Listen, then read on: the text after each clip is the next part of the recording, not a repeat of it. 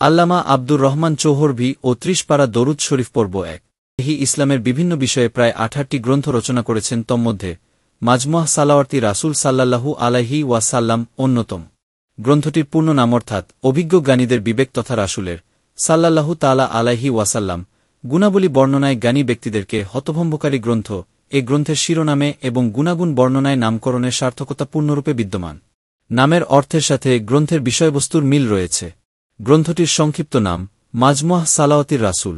এ নামে গ্রন্থটি সর্বাধিক পরিচিত ও সমাদিত।